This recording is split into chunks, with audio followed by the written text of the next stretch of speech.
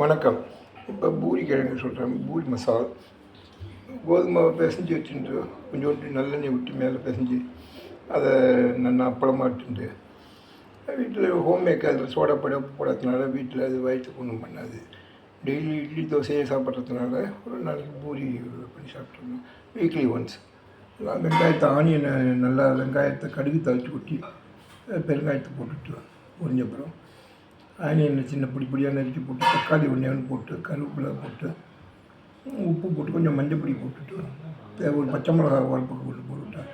நல்லா வெந்தப்புறம் அதில் மஞ்சள் பொடி போட்டு வெந்தப்புறம் அதை இறக்கி ஒரு வேணுன்னா ஒரு ட்ராப் கோதுமாவே தூக்கி விட்டு கட்டி விடலாம்.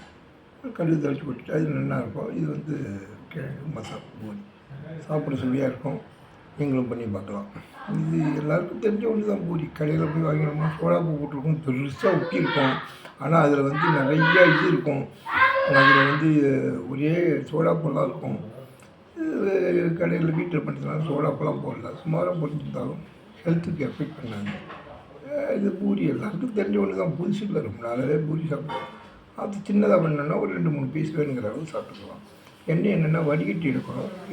நல்லெண்ணெய் பியூர் கடலை எண்ணெயாக வைக்கணும்.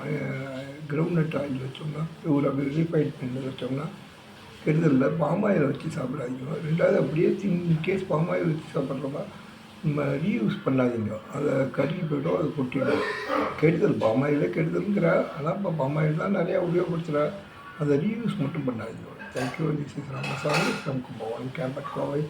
இன்றைக்கி பூரி மசால் நீங்கள் பண்ணி பாருங்க. எல்லாருக்கும் தெரிஞ்ச ஒன்று தான். புதுசு உங்கள் ஃப்ரெண்ட்ஸுக்கு ரிலேட்டிவ்ஸ் அனுப்புங்க. அவசியம் யாரோ மார்க்கத்தோட இங்கே கீழே உள்ள இங்கிலீஷ் 2 வரியத்துக்கு சப்ஸ்கிரைப் பண்ணாதோ பண்ணுங்க. உங்களோட ஆதரவுக்கு மிக்க மகிழ்ச்சி.